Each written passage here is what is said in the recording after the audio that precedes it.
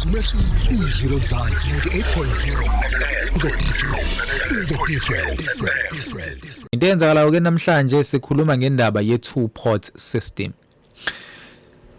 Ngiyak-invite ke especially lona lolu hlelo mawukuthi ke nawe ungumsebenzi because lolu daba lithinta wena ndikuyoshaya u8 o'clock mhlawumbe uzobusuqonda kancane masikhuluma nge-two port system and ke ungathumela imibuzo yakho ku 0604807964 inamba oyifonelayo leyo ama voice note u0638208448 noma ungasibhalela kona ke WhatsApp angibingelele uAyanda ke wakwadla mina ngimtshotshela lapha kwa Liberty ngathi nje ngifuna azosilekelela uyaphila Ngiyaphila njomana ngiyaphila nabalaleli khamba kahle khamba kahle impela siyaphila noma kunomoya ke la ngaphandle hayibo si safe hayibo namhlanje mina ngiyazi lento izolo beyathi kushisa and today amazinga vela dropa kwanomoya and kunemvula cishe bayiqagula ku 30% today yabona ngize ngalanda ijacket extra mode endlini sure all right now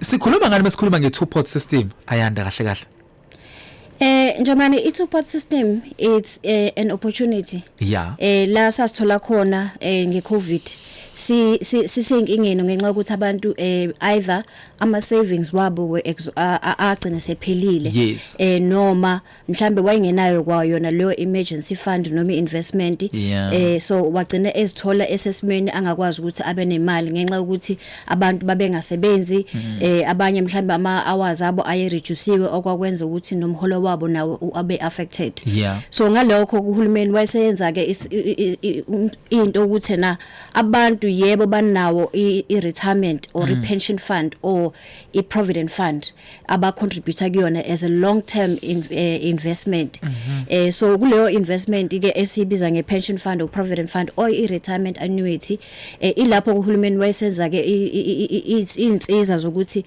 abantu bakwazi ukuthi bakwazi ukuthatha imali kuyona kodwa ke kunemithetho ke nembandela okuyona ngeke ngizoyichaza namhlanje iyaqala next week ngeke umhla wa1 I think uSaturday uyabona so abantu baqala ke kufanele ke manje umuntu usengaba ke namandla ukuthi mhlamba akwazi ukunyula umuntu obeyusebenzisa igama lokunyula khathela right but imithetho ke nembandela ke yithini okay umhla ka1 September kahle uqala ukuthi njengoba ngiwumsebenzi kumanje until umhla ka31 August kunemali engicontributayo to i-provident fund noma i-pension fund noma i-retirement annuity okusho ukuthi leyo izophela ukucontributa kuyona and sizobe sesiyibiza ngokuthi i-vested component i-vested component isho ukuthi kusukela mhla ka1 September ngeke ngisacontributa kuyona kodwa izobe ihleli ebhodweni elesithathu okay ngizothi elesithathu ngoba akubo bonke abantu abazoba namabhodi amathathu umuntu ocontributor to i-provident fund noma i-pension fund noma i-retirement annuity mhla ka1 September eyobeqala ukusebenza or ukujona leyo fund uzobe senamabhodi awu2 so it only becomes 3 ports to abantu abacontributayo kumanje so kuleyo vested port asizo contributor kuyona kodwa ngomhla ka1 September i-contribution oyicontributayo on a monthly basis kule fund izobe sihlukana kabili that's where we then say it's the two pot u1/3 we contribution yakho uzobusuya what we call i-investment component and then u2/3 wayo uzobusuya ku retirement component kodwa ngomhla ka1 September kunemali ezosuka ku vested component okuyile mali osuyicontributile kuyona kuze kushaya umhla ka31 August okuyiyona ezoba yini bayibiza nge-seeding capital imali yokuqala ozovuna ngayo inkomo lo ozovula ngayo isibaya sakho ukuthi izala amathole ikwandisela isibaya ngokuthi mhla ka1 September bazothatha u10% wale mali osuyicontributile all along until the 31st of August bezoyifaka kuphi ku-investment component bazoyifaka isibayeni sakho ukuze isibaya sakho sizoba nento esizoqala ukuthi sigene i-interest ngayo okay so uma mina sengiboleka ke noma ngithi nginyula kulo wa 10% nginyula ngakuphi unyula ku investment component esiqale ngo 10%. Angikubaluleke kodwa lokhu njomani ukuthi lo 10% kuya ngokuthi i-pension fund yakho njengamanje izobe namalini mhla ka 1 September. Bathatha u10% kodwa to the maximum of u30,000. Yilo 30,000 no confuse abantu ukuthi uhulumeni udlala ngathi ngoba bathi sizowenza no 30,000. U30,000 is just imali abazoyithatha ku portion osunayo kumanje bese beyisa kuleni esibayeni kube yiyona ezosisa ini isibaya sakho. Uma i-pension yakho 10% it's more than u30,000 ake sithi mhlawumbe no 500,000 u10% ka 500,000 u50,000 awukwazi ke abezokuthatha u50,000 bazothatha the maximum of 30,000 bawufake lapho wena mawusunyula and awuzokunyula mhla ka 1 September you will only be able ukunyula ngomhla ka 1 March 2024 ku new financial year 2025 yes. Okay, ngicela siphinde le right especially le ka 30,000 because well I think somehow iya confuse right so lo 30,000 ekhulunywa ngawo ngino 500,000 njengamanje sikhwameni sami right and then ku 500,000 kuthathwa u10% so u10% ka 500,000 ngeke vele kubu 30,000 it's more than that and then kodwa kushuthi imali engikwazi ukuyikhipha i-maximum kushuthi imali engagcina kuyona u30,000 akwazi ukuba ngale kwa 30,000. Okay, lo 30,000 i-maximum u-maximum esuthatha ku vested pot ibodo onalo kumanje anikwazi ukuthatha ngale kwa 30,000 kuleli yabodo not ukuthi mina mase ngiyo withdraw. Yilapho ke confusion eqala khona ecasula abantu ngoba lo 30,000 uyovula isibaya sakho ngithi thina sineyinkomo so mawuyovula isibaya ukwazi isibaya ukuthi sivele sibe nethole singabanga nenkomo ezimbili ezizo yabo so uma lo 30,000 usungenile kulo investment component uzobuzala. Uma wena ungathathanga ngo 2025 wadecide ukuthatha ngo 2027 uma kuleyo investment component kuno 40,000 ungawuthatha u40,000. Okay, all right, and then kule mali kusakhona nohulumeni kumele azotaxa. Yep, kumele ataxa uhulumeni and into engicela nje ukuthi abasebenza abacontributayo by understand ukuthi umuntu kufanele ayazi i-tax table yakhe. Okay, kune pay as you earn tax table kube ne retirement tax table. Uma withdraw from i-pension fund noma i-retirement annuity noma i-pension fund or provident fund you are not abezokusebenzisa i-retirement tax table because i-retirement tax table igcina ku 36%. Okay, but le esebenzayo as uhola igcina ku 46%. Uma ngiwithdraw u50,000 and mina i-annual income yami ngonyaka ngihola u300,000 yalinganisa lo 300,000 uzothathwa uhlanganiswe nalo 50,000 engifuna mina ukuwithdraw from i-investment portion yami beyihlanganise bethi i-income yami u350 ngobani you get taxed as you earn.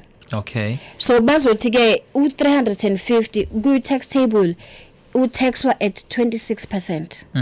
So 26% ka 350 u13,000 okusho ukuthi from u50,000 mina engukhipha from i-investment portion yami uzotaxwa at 26% ngobani u-add ne-annual income yami.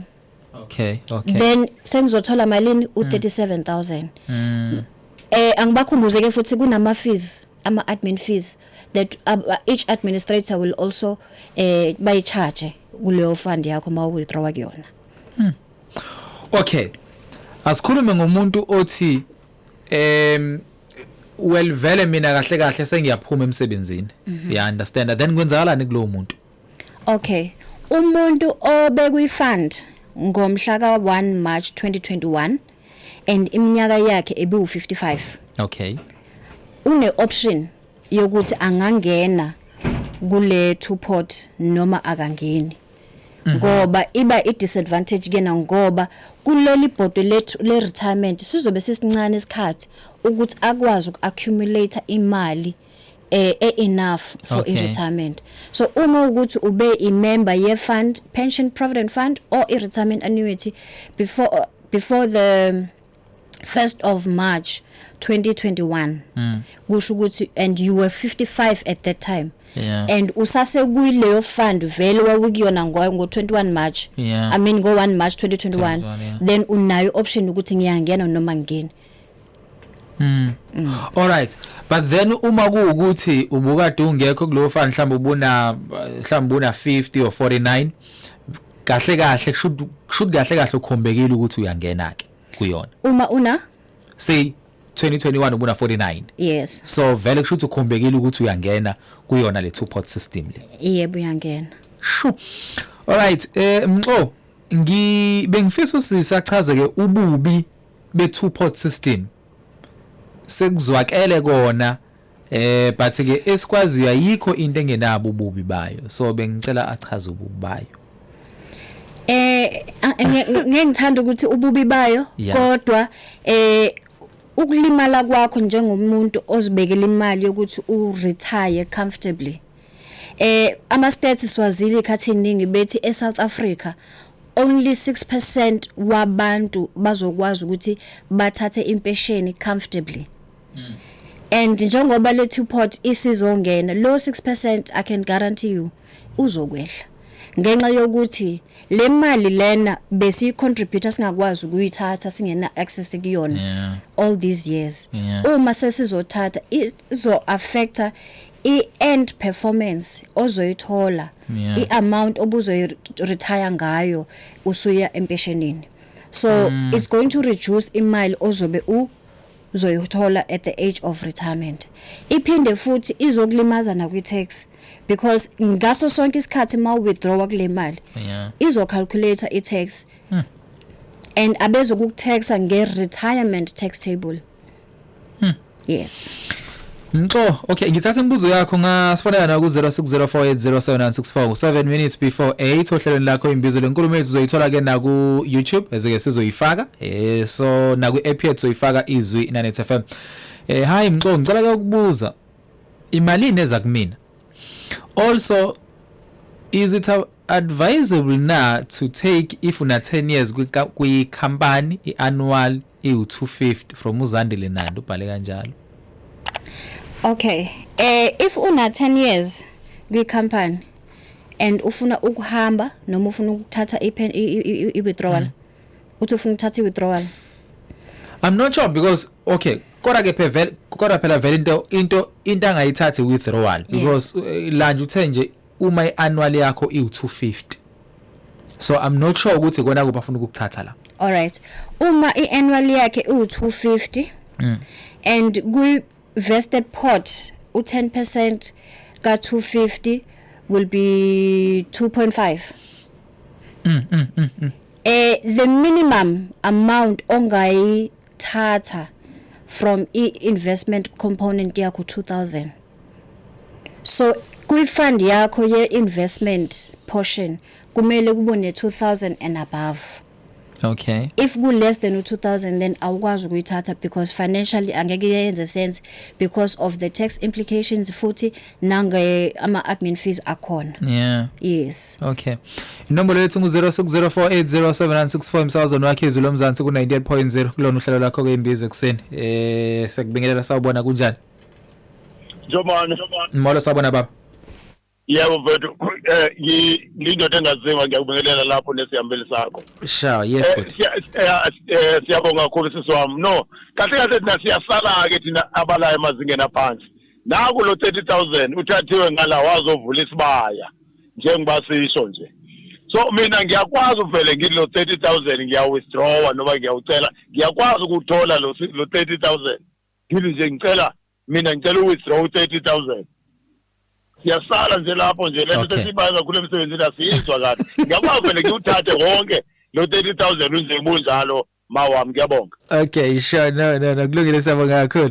Kuba nomsakazo ke wakho izolo Mzansi 98.0. I think ubuza umbuzo obalekile because izinto lezi abantu abayidebateayo emsebenzini. Uyabona? Yeah. So imi kanjani? 30,000 uthathi wazofakwa ngala of which is maximum kule board lelo ukuthi kuvula isibaya then sengifuna ngiwithdraw ipercentage engakanani kuona ngiyakwazi ukukhipha wonke ithini into. So u 30,000 baba ungawuthatha. Okay. Uma i-emergency angeke ngikubeke lo. Isimo esiphuthumayo. Isimo esiphuthumayo ingakho kuthiwa for any emergency ungakwazi ukuthi ukhiphe imali kuyona. Okay. Kodwa uyikhipha kanye nge-financial year not kanye no phela ngithi financial year yes. uzobala ngifuna ukukuchaza lokho ukuthi kunemehluko phakathi kwe-year no-financial year ngoba u-financial year uqala mhla ka-1 March uyophela mhla ka-28 February of the following year so uma uzoyithatha next year ngiyalinganisa lo 30,000 okusho ukuthi uma ngonyaka olandelayo ufuna futhi ukuba angisho ukuthi awufuna ukuba ne-emergency but uma kuba ne-emergency futhi kunesimo esiphuthumayo ngonyaka olandelayo uvumelekile ukuthi ungathatha kodwa provided usudlulile u-financial year walonyaka othathe ngawo. Okay. And u-30,000 ayikho ku-investment portion ayivimbile ukuthi kufanele ibe u-30,000 uma ubaba imali yakhe ngonyaka ozayo akayithathi mhlawumbe isiwu-45 ngonyaka ozayo i-emergency yakhe mhlawumbe idinga u-45,000 angawukhipha wonke lo 45,000 kodwa ke as ama-financial institutions siyabakhoshina abantu ukuthi akudingi ukuthi uyithathe imali yakho njalo ngonyaka ngoba i-affecta imali ozoyithola masuyompesha iphinde futhi ikunyusela ne-tax ozoyikhokha. Ngenze i-example ngomuntu ohola u-300,000 efuna ukukhipha u-50,000 kwesinye isikhathi imali ozoyikhipha mhlambe ngaba u-40,000 ngaba u-50,000 ngaba u-60,000 kule investment yakho ngoba ayina limit yona uma becalculate income yakho yonyaka umholo wakho wenyaka beyihlanganisa